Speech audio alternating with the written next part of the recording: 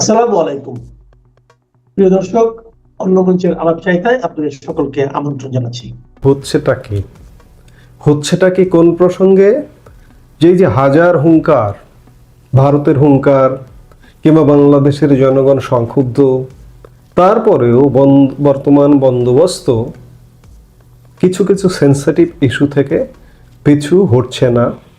যেমন আওয়ামী লীগ প্রশ্নে কিংবা দেশবিরোধী কিছু কর্মকাণ্ডে বন্দর বিদেশিদের লিজ দেওয়া কিংবা বাংলাদেশে পাকিস্তানি আগ্রাসন, পাকিস্তানি সেনাবাহিনীর তহরম মহরম, কোনো কিছুতেই হাজার হুঙ্কার দিন না কেন পিছু হটছে না। কারণটা হচ্ছে ইউনূস সরকারের কবজায় বর্তমান বাংলাদেশে এই মুহূর্তে যে রাজনৈতিক দলগুলো আছে তারা পাকিস্তানের খুব দৃঢ় পৃষ্ঠপোষকতা আছে এবং তুরস্কের পৃষ্ঠপোষকতা আছে, মার্কিন যুক্তরাষ্ট্রের পৃষ্ঠপোষকতা 50-50 আছে নেই এরকম একটা অবস্থা। এখন যদি মার্কিন যুক্তরাষ্ট্র নাও থাকে তাহলে ধরুন মার্কিন যুক্তরাষ্ট্রের নাম ভাঙিয়ে হলেও আরও কিছু সময় বর্তমান বন্দোবস্ত, বর্তমান ইউনূস সরকার করে খেতে পারবে। অবস্থাটা এমন দাঁড়িয়েছে। আমি এ কারণেই বলছি এই প্রসঙ্গগুলো যে ঢাকায় ব্রিটিশ আইনজীবী এসে প্রত্যর্পণ বিশেষজ্ঞ এবং পাকিস্তান সেনাবাহিনীর সদস্যরাও এসছে কয়েকদিন আগে। এই মুহূর্তেও পাকিস্তান সেনাবাহিনীর সদস্যরা সফর করছে। এটা মানে কয়েক ধাপ, এ পর্যন্ত পাকিস্তান সেনাবাহিনীর কমপক্ষে 8 থেকে 10 ধাপ এসছে, তার একটি ধাপের অংশ এই মুহূর্তে বাংলাদেশ সফর করছে। আসলে এখন তো এগুলো করার কথা না। সাম্প্রতিক সময়ে যেসব কথাবার্তা, বিশেষ করে ভারতীয় হুঙ্কার, যেসব আলাপ আলোচনা শোনা যায়, তাতে তো করার কথা না।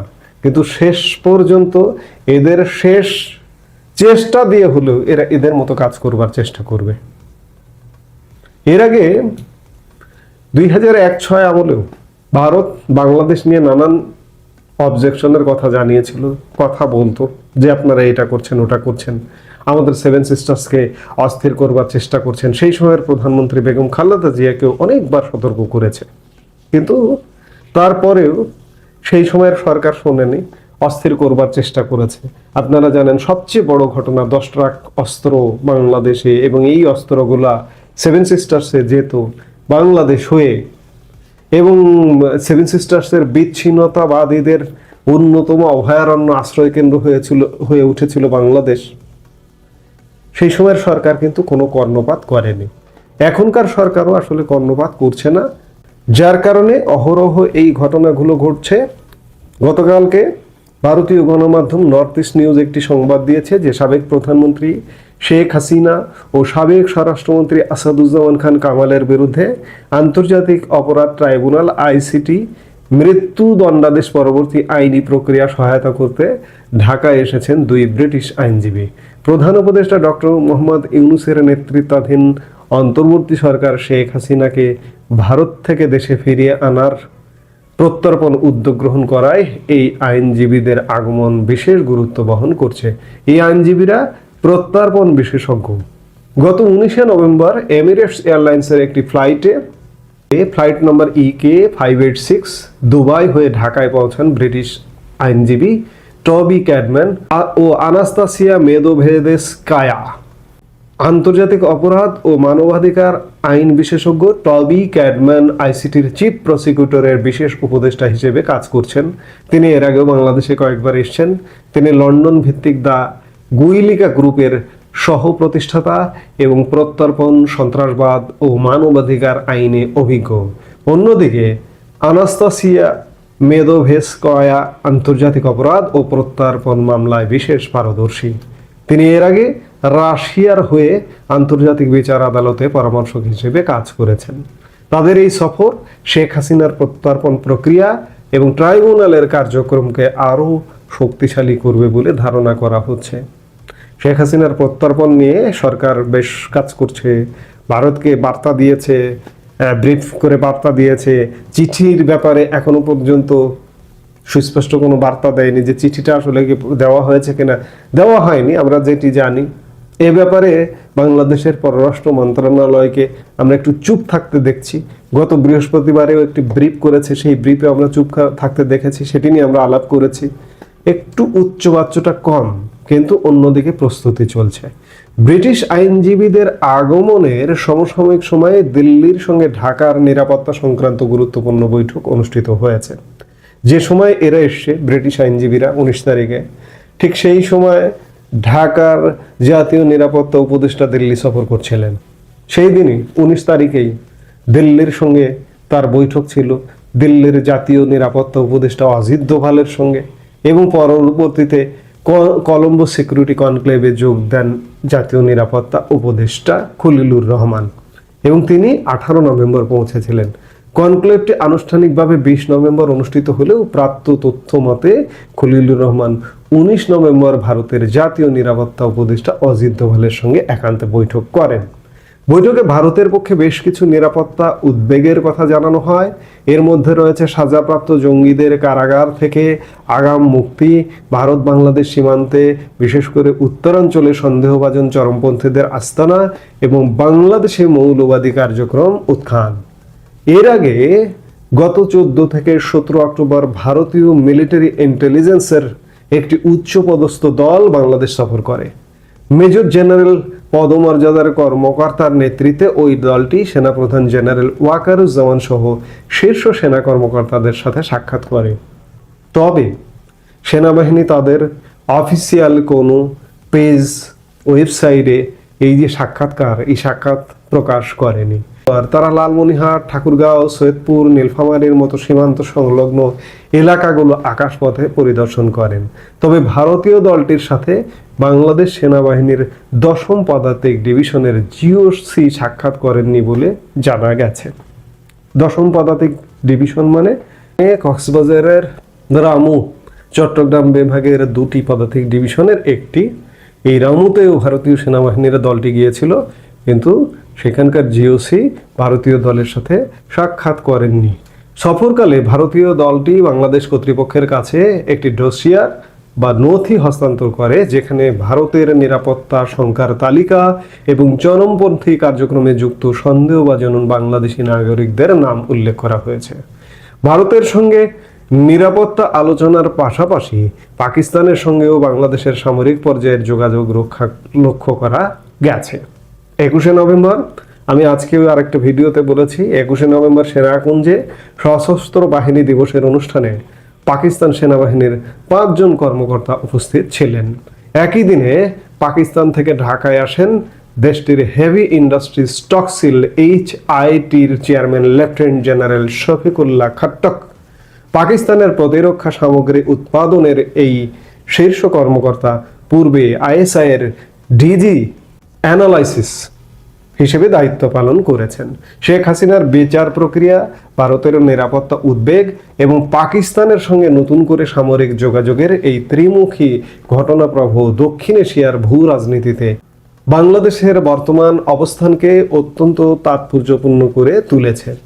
আমি বলছিলাম যে সশস্ত্র বাহিনী দিবসের অনুষ্ঠানে 5 জন পাকিস্তান সামরিক বাহিনীর কর্মকর্তা যোগদান করেছেন এবং একজন লেফটেন্যান্ট জেনারেল সেদিনই বাংলাদেশ সফরে এসেছেন, এবং এই লেফটেন্যান্ট জেনারেল আজকে বাংলাদেশের সেনাপ্রধান জেনারেল ওয়াকারুজ্জামানের সাথে সাক্ষাৎ করেছেন। আজকে বাংলাদেশ সেনাবাহিনী তাদের সোশ্যাল মিডিয়া, ISPR এবং সেনাবাহিনী প্রকাশ করেছে, যেখানে বলা হচ্ছে যে সেনাপ্রধানের সাথে চেয়ারম্যান হেভি ইন্ডাস্ট্রিজ স্টকসিলা পাকিস্তানের সৌজন্য সাক্ষাৎ। ঢাকা 23 নভেম্বর রবিবার পাকিস্তানের হেভি ইন্ডাস্ট্রিজ স্টকসিলা HITর চেয়ারম্যান লেফটেন্যান্ট জেনারেল শাকিরুল্লাহ খাত্তাকের নেতৃত্বে একটি প্রতিনিধি দল আজ সেনা সদরে সেনাবাহিনী প্রধানের সঙ্গে সৌজন্য সাক্ষাৎ করেন। সাক্ষাৎকালে পারস্পরিক কুশল বিনিময়ের পাশাপাশি তারা দুই দেশের মধ্যে প্রতিরক্ষা খাতে সহযোগিতার বিভিন্ন সম্ভাবনা বিষয়ে আলোচনা করেন। বুঝতেই পারছেন নর্থ ইস্ট নিউজ যেটি বলছে যে একজন লেফটেন্যান্ট জেনারেল এসেছেন এবং প্রতিরক্ষা সরঞ্জামাদি উৎপাদন করেন এমন একটি কারখানার প্রধান চেয়ারম্যান এসেছেন বাংলাদেশে, এবং তিনি সেনাবাহিনী আজকে অফিসিয়ালি প্রকাশ করেছে যে তিনি সাক্ষাৎ করেছেন। তাহলে কি হলো, কি লাভ হলো? ভারত যতই হুঙ্কার দিক, বর্তমান বন্দোবস্ত কি শোনার পাত্র? শুনবে? শুনবে না। এভাবে চলবে। এভাবে যদি নরম গরম, এখানে সবচেয়ে বড় কথা রাজনৈতিক দলগুলো কিছু বলবে না। আওয়ামী লীগ এই মুহূর্তে আসলে নির্বাসিত আওয়ামী লীগের ওই অর্থে দেশটা যদি পরাধীন হয়ে যায়, এই মুহূর্তে আওয়ামী লীগ যে কতটা শক্তি নিয়ে এগিয়ে আসবে সে ব্যাপারে বিলিয়ন ডলারের প্রশ্ন আছে। আসলে আওয়ামী লীগের কার্যক্রম নিয়ে এখনো প্রশ্ন আছে। আওয়ামী লীগের যারা শুভাকাঙ্ক্ষী, যারা ভালো চান, তারা আসলেই অসন্তুষ্ট যে আওয়ামী লীগের আসলে হ্যাঁ ক্ষতি একটা হয়ে গেছে, জান বের হয়ে গেছে, আর কত ক্ষতি। এইভাবে ক্ষতি হতে হতে ওই যে আজকে বিবিসি একটা রিপোর্ট করেছে যে আওয়ামী লীগের ভোট ব্যাংকে হানা দিচ্ছে বিএনপি, জামাত, এনসিপি। জীবন বাঁচার তাগিদে ভোট ব্যাংকে হানা দিয়ে হয়তো সফল হয়ে যেতে পারে। এইভাবে হবে না। সোজা কথা যে ভারত যতই হুঙ্কার দিক, ভারত যদি বাংলাদেশের উপরে কোনো অবরোধ আরোপ না করে, আমাদের যেমন লেনদেনের সম্পর্কগুলো আছে এগুলোতে যদি অবরোধ না করে, কিংবা এখানে যদি জঙ্গি যোগ আসলেই পাওয়া যায় সেগুলো যদি না করে, কিংবা করলে বাংলাদেশ তুরস্ক পাকিস্তানের সহযোগিতায় আবার ভারতের দিকে ধেয়ে যায় কিনা, নানা রকম প্রশ্ন আছে। সোজা কথা আমরা একটা চরম প্যাচের মধ্যে পড়ে গিয়েছি। বাংলাদেশের মানুষের জীবনের সত্যি একটা অনিশ্চয়তায়। আপনার বন্দর চলে যাচ্ছে বিদেশিদের হাতে, আপনার সার্বভৌমত্ব চলে যাচ্ছে বিদেশিদের হাতে, আপনার নানান সামনের দিনগুলোতে নানা রকম, আমি আসলে কোনো আশা দেখছি না, হতাশাই দেখছি যে সামনের দিনগুলোতে যদি ভারত সহযোগিতা না করে, কিংবা মার্কিন যুক্তরাষ্ট্র যে এজেন্ডা নিয়ে এসছে সেই এজেন্ডা নিয়ে যে হুট করে ফিরে যাবে, এগুলো আসলে দেখি না। অনেকে অনেক আশার কথা বলেন, স্বপ্নের কথা বলেন, আমিও আশাবাদী, কিন্তু আমি সত্যিকার অর্থে এই মুহূর্তে একদম আনসার্টেন, অনিশ্চিত। বাংলাদেশ সেনাবাহিনী বলছে যে আমরা একতরফা নির্বাচনে সহযোগিতা করব না, ইত্যাদি ইত্যাদি অনেক কিছু। আবার পাকিস্তানি প্রভাবটা এত বেশি যে মনে হয় যেন প্রতি সপ্তাহে পাকিস্তান সামরিক বাহিনীর ঊর্ধ্বতন কর্মকর্তারা বাংলাদেশ সফরে আসছেন। পাকিস্তান তো আমার শত্রু রাষ্ট্র। আমি আজকেই আর এক ভাগের ভিডিওতে একটা কথা বলেছি যে আমার সশস্ত্র বাহিনী দিবস, এই দিবসটা কিসের জন্য? আমার 3 বাহিনী যে সম্মিলিত প্রতিরোধ গড়ে তুলেছিল জোরালো ভাবে এই 21শে নভেম্বর 1971 সালে, সেই দিবসটাকে স্মরণীয় করে রাখবার জন্যই সশস্ত্র বাহিনী দিবস। এবং এর কয়েকদিন পরে ভারতীয় বাহিনী আমাদের সঙ্গে যুক্ত হয়েছিল 3 ডিসেম্বর থেকে। সশস্ত্র বাহিনী দিবসের অনুষ্ঠানে আমন্ত্রিত হলে ভারতীয় সেনাবাহিনী আমন্ত্রিত হতে পারে, কিন্তু আমরা যার যার সঙ্গে যুদ্ধ করেছি, যে আমার শত্রু রাষ্ট্র, সেই সেনাবাহিনী আমার সশস্ত্র বাহিনীর অনুষ্ঠানে যোগদান করছে। আবার ঠিক ওই সময় পাকিস্তানের প্রতিরক্ষা সরঞ্জামাদি নির্মাণকারী প্রতিষ্ঠানের চেয়ারম্যান বাংলাদেশ সফর করছেন। আমি আসলে এই মুহূর্তে, আমাকে যদি কেউ প্রশ্ন করেন যে আসলে কি হতে যাচ্ছে, আমি এই মুহূর্তে কোনো আশা দেখছি না। আবার আগামীকালকেও আশার ঘটনা ঘটতে পারে। তার অর্থে 55 বছরের মধ্যে বাংলাদেশে এই মুহূর্তে ভারত বিরোধী শীর্ষ কর্মকাণ্ড হচ্ছে। এই শীর্ষ কর্মকাণ্ডকে ভারত কোনোভাবেই স্বাভাবিকভাবে নেবে না, নেওয়ার কথা না। এটাই হচ্ছে একটা লাস্ট আলোর জায়গা। সেখান থেকে যদি কিছু না হয়, আওয়ামী লীগ যে খুব সহসা কিছু একটা করে এদেরকে উলট পালট করে ফেলবে না ভাই। আওয়ামী লীগের রস কস খেয়ে যারা বিদেশে চলে গেছে, কিছু বিদেশে গিয়ে আরামে দিন যাপন করছে, তারা সুসময় এলে আসবে। আর যদি এই জীবনে যদি কোনোদিন মুখ নাও হতে হয়, তাতেও তাদের কিচ্ছু যায় আসে না। আবার অনেকে খুব করুণ অবস্থায় আছে বিদেশেও, কারণ কিচ্ছু নিয়ে যেতে পারেনি, হঠাৎ করে তো ছন্দপতন, তাদের অবস্থা খুব করুণ। আর তৃণমূল, আওয়ামী লীগের একদম মাটির কর্মী, যারা মাটির নেতা কর্মী, তাদের জীবন শেষ। তাদের হয় ওই যে নতুন পলিসি নিয়েছে, বিএনপি ভোট নেবে, জামাত ভোট নেবে, এনসিপি ভোট নেবে, ওগুলোর সাথে আপোষ করে জীবন বাঁচানো তাদের জন্য হয়তো ফরজ হয়ে গেলেও যেতে পারে।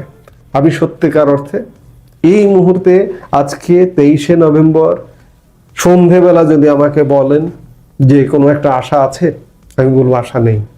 আশা নিরাশার দোলাচলে আমরা দুলছি। এখন সামনে কি ঘটে, আজকে এই মুহূর্তে আশা নেই, 2 দিন পরে আশা জাগতেও পারে, আগামীকালকে আশা জাগতেও পারে, 7 দিন পরে আশা জাগতেও পারে। সেই আশা জাগিয়ে রেখে এই মুহূর্তে কথা শেষ করতে চাই। সবাই ভালো থাকুন, সুস্থ থাকুন।